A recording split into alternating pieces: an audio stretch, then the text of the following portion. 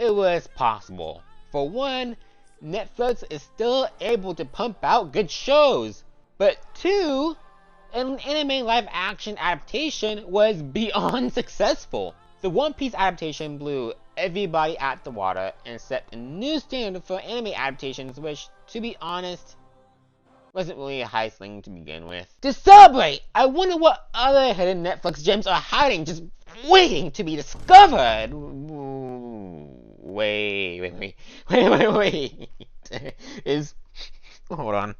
Is the main protagonist of an anime Jaden fucking Smith? And Willow's part of the cast as well? What is this lineup? Why isn't anyone talking about this? What?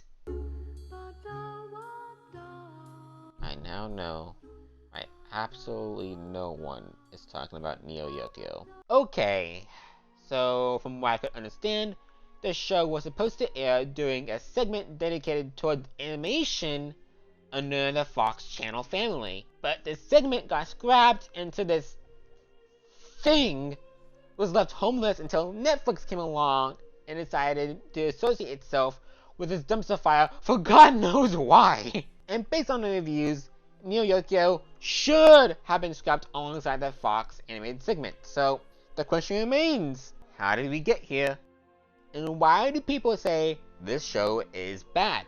The fictional namesake of the show, Yokio, is an amalgamation of New York and Tokyo, where evil demons and spirits took over, causing chaos all over the land. But through grit and hard-fought battles, exorcists and psychics managed to succeed in pushing them back to wherever the hell they came from. With that, their families and bloodlines became important, influential, and significant figures in society that still hold impact on the modern era, especially Yokio. Insert Kaz Khan, Jaden Smith's character. Being a direct descendant of one of these bloodlines, he works multiple odd jobs and serves by the direction of his aunt as the world's #1 exorcist and bachelor. And with all the necessary information out the way, man, it's time to rip and tear, baby. I think arguably the biggest mistake they made while making the show are the characters. While it is important to note that Yokio is supposed to be satirical in nature, everything about Yokio is cultured and high class, but it doesn't necessarily mean that every fucking character has to be that way. Everyone uses extensive vocabulary, everyone places major importance on manners and fashion, everyone speaks in their own varying styles. Yes, this fragrance is elegant. It is one thing for there to be some common ground between cast members or to share traits. Or hell, maybe there are a few quirky characters that have unique and extravagant kinks. But for every single character to be like this makes the entire show feel, well, for lack of better words, unreal. Sure, some of your tropey characters in your common anime are unreal in actuality. That's because other people surrounding them allows them to stand out in their own manner, despite having personalities that are just beyond out there. If you want to have a small handful of characters acting like they are, take the Ginyu Force for example, then sure. But you don't want every character in Dragon Ball acting like the Ginyu Force. For all of society to be acting like upper echelon upstarts not only makes it feel hard to feel and sympathize with them, but makes interpersonal interactions very bland and replicable, offering no unique dialogue among characters. Because of this, the only two characters that I like are these two, who have really good synergy thanks to the fact they are voiced by Disses and Mero. If the supporting cast is more likable than the main protagonist, that is a major problem. Long story short, Bitch's personality is more shallow than Unity unveiling the pricing changes. What the fuck? What is it, sir? Another issue that plagues the show is the lack of story or progression. To be fair, I think this show qualifies as a slice of life where there is no grand objective or end goal for the characters or watcher. But even if you're average, we will take life day by day program, it feels like something actually happens with the show. Someone learns a lesson, a new friend is made. It doesn't have to be major, but just fucking something! This is caused by us not being shown Kaz's main motivations and aspirations. So figuratively speaking, if something significant and world-altering did for some reason happen, we wouldn't see how it fully affects his personal world and its dynamics because we don't even know how to spell the damn word. Rather, I think it placed a bigger significance on hitting all the necessary anime tropes that they could within the 6 episodes plus our special. They aren't even doing them that good.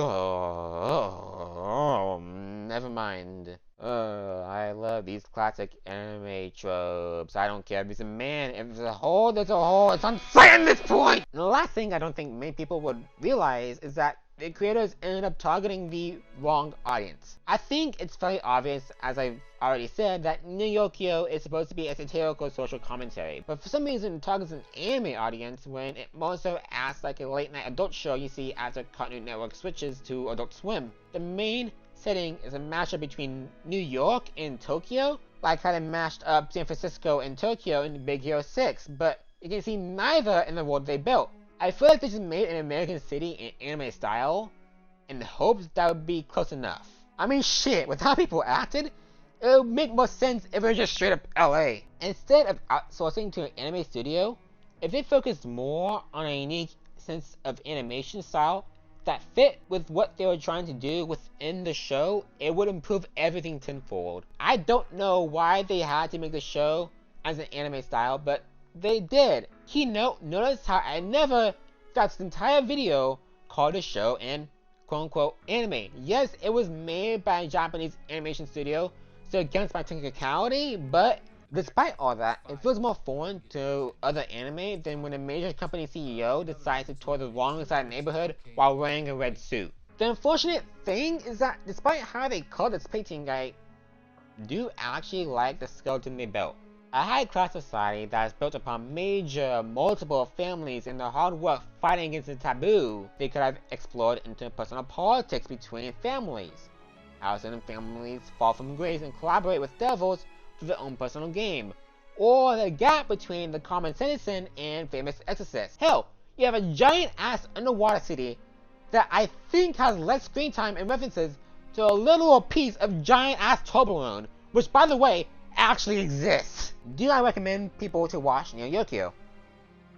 Like how one recommends getting carjacked in the middle of broad daylight. Sure, for some people it may be exciting or entertaining from an outsider's perspective, but it is a whole different experience for the one getting the pockets ran. Then why did I make this whole ass script and video for something I dislike? For one, it was fucking funny when I first found it. Never in a million years did I expect for Jaden Smith to play as a lead role in an quote-unquote anime. But regarding my second point, as I worked on the script for this more and more, I found it interesting to deconstruct and see exactly where this show went south. Cut projects, bad character writing, unclear story, mismatching the purpose and audience. From my previous reviews where I usually praise a work for what it does well, it was a huge change of pace and adventure to see where it went wrong. Yet the last and most important thing I learned while making this is that I can say Jaden Smith.